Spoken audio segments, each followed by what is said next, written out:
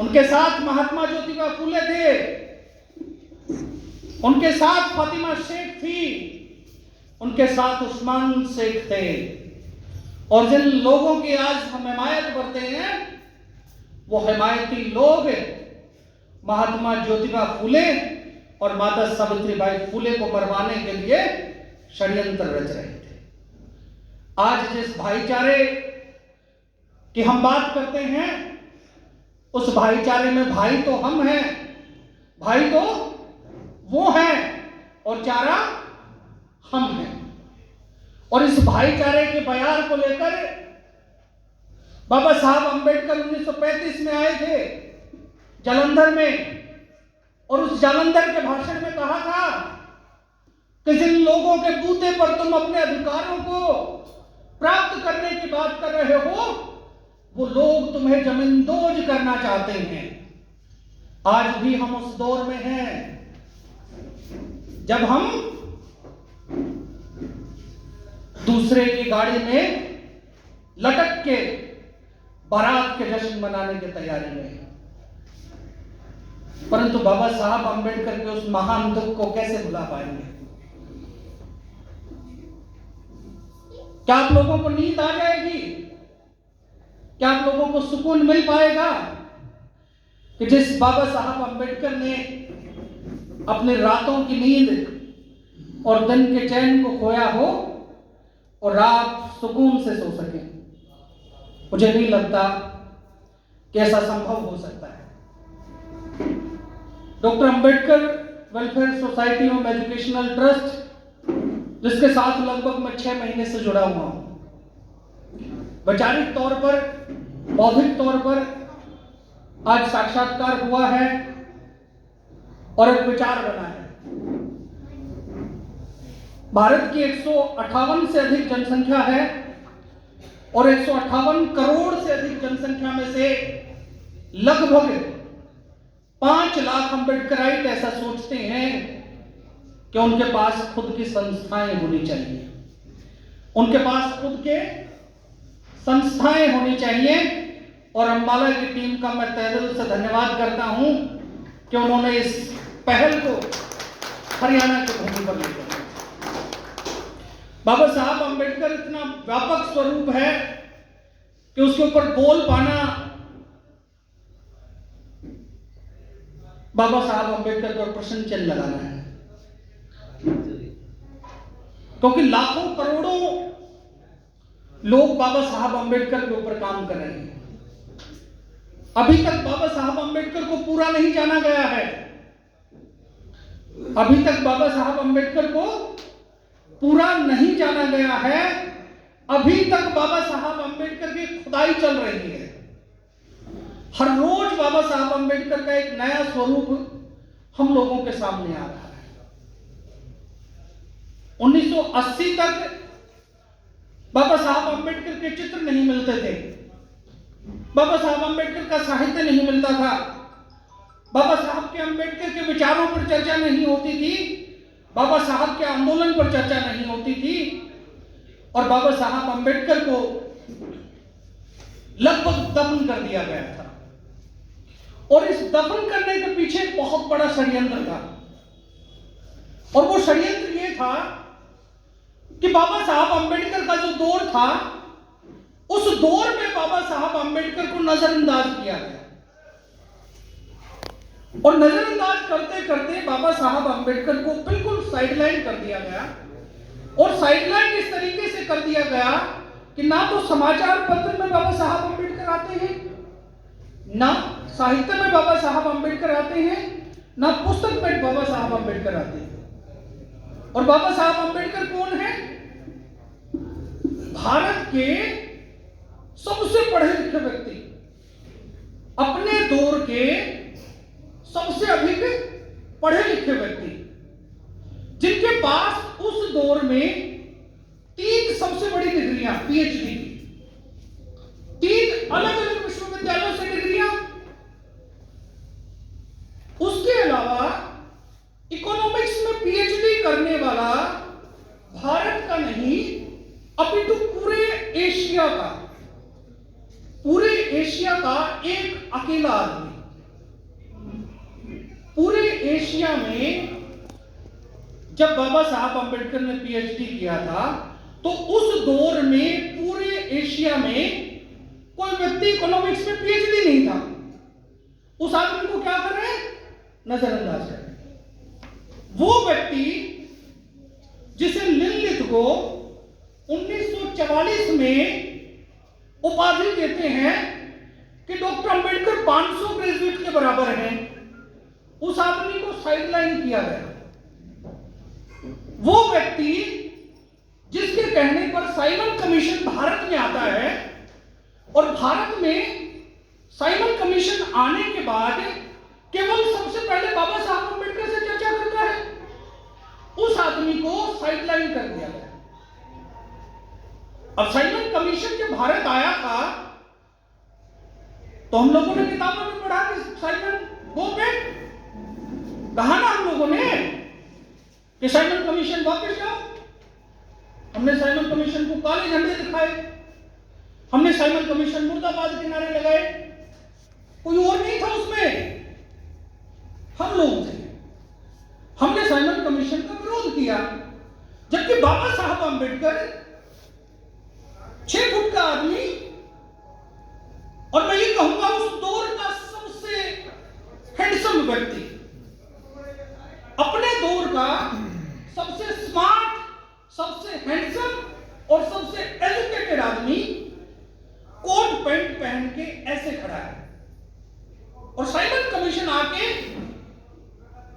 Doctor Ambedkar से मिलते हैं। उस आदमी को हमने नजरअंदाज कर दिया, उस आदमी को हमने नजरअंदाज कर दिया, पूरे मीडिया ने नजरअंदाज कर दिया। वो आदमी जिसके थीसिस के ऊपर रिजर्व बैंक ऑफ इंडिया की स्थापना होती है, द प्रॉब्लम ऑफ रुपीज जो किताब है, उसके ऊपर रिजर्व बैंक ऑफ इंडिया की स्थापना होती है, उस आदमी को हमने नजरअंदाज कर दिया।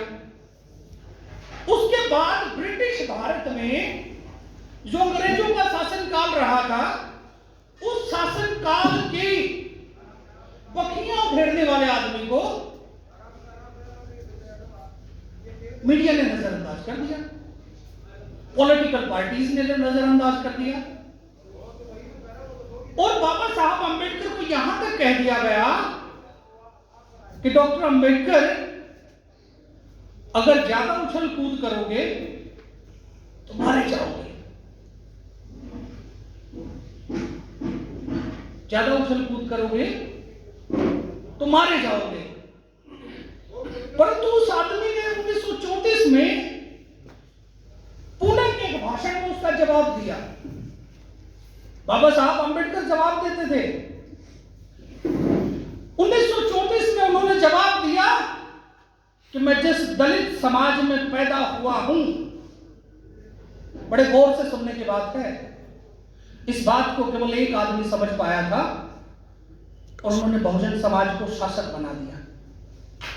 1934 में उन्होंने कहा कि मैं जिस समाज में पैदा हुआ हूं, जिस समाज ने मेरा पालन पोषण किया है, मैं उस समाज के लिए जीवन के अंतिम क्षण तक लड़ूंगा। उस समाज के लिए अपने जीवन के अंतिम क्षण तक लड़ूंगा। उसके लिए मुझे चाहे अपमान झेलना पड़े, चाहे मेरा तिरस्कार झेलना पड़े। अभी मैडम कह रही थी कि जी बहुत से कुछ लोग ऐसे हैं जिन्होंने व्हाट्सएप से मैसेज डिलीट कर दिया। जब इस रास्ते पर चलते हैं ना, तो इस रास्ते पर पत्थर लगते हैं, और ये रास्ता सामान्य रास्ता नहीं है।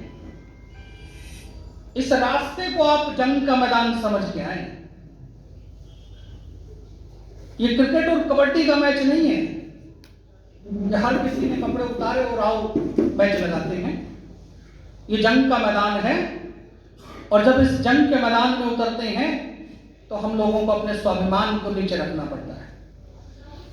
जिस तरीके से बाबा साहब अम्बेडकर ने अपने स्वाभिमान को नीचे रखा, इस देश का सबसे एजुकेटेड आदमी जब बहुजन समाज के लोगों से मिलते थे तो नीचे दरी पर बैठकर मिलते थे।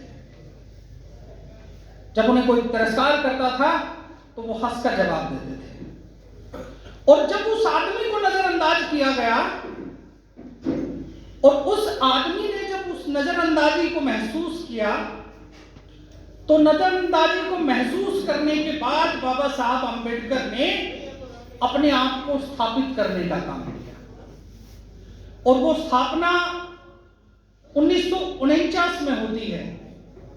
और 1949 में जब बाबा साहब अंबेडकर को संविधान सभा का सदस्य बनाया जाता है, और संविधान सभा का सदस्य बनाने के बाद उन 3 वर्षों के दौरान बाबा साहब अंबेडकर मात्र 2 घंटे सो पाए थे, लगभग 2 घंटे सो पाए थे।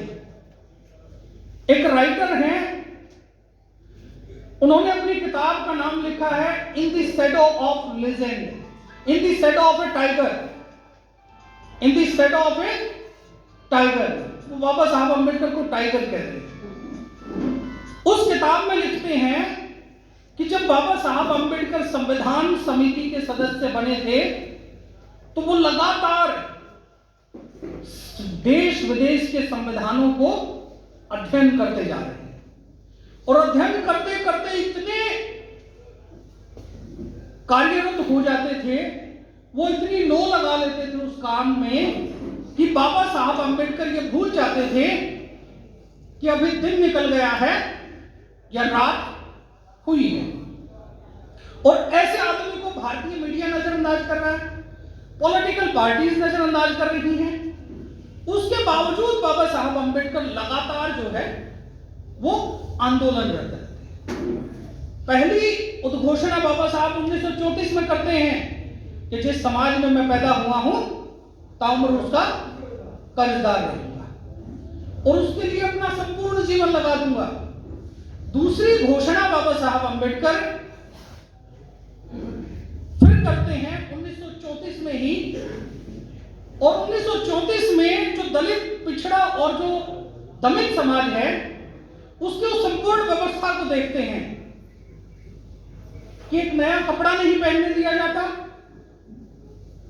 पैसे रखने का अधिकार नहीं है, आपकी छाया भर से लोग दूषित हो जाते हैं, पानी के पीने का अधिकार 1927 में 14 तालाब के साथ लड़ते हैं।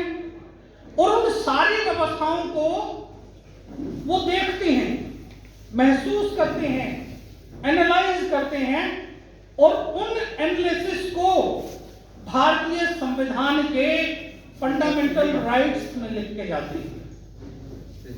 आपके जो फंडामेंटल राइट है ना, वो फंडामेंटल राइट्स ऐसे नहीं बने हैं। फंडामेंटल राइट्स वो सब विडंबनाएं थी, वो सब शोषण के तरीके थे जो मनुस्मृति के तहत आप लोगों पर थोपे गए थे, और जिन कानूनों का हवाला देकर आप लोगों को अपमानित किया जाता था, बाबा साहब अंबेडकर ने 26 नवंबर 1949 को उन तमाम काले कानूनों को काट के समतामूलक संविधान दे दिया। और जो समतामूलक संविधान जब दिया गया तो उसके दौरान भी बाबा साहब अंबेडकर की बार बार जो लड़ाई है वो संविधान सभा की विभिन्न समितियों के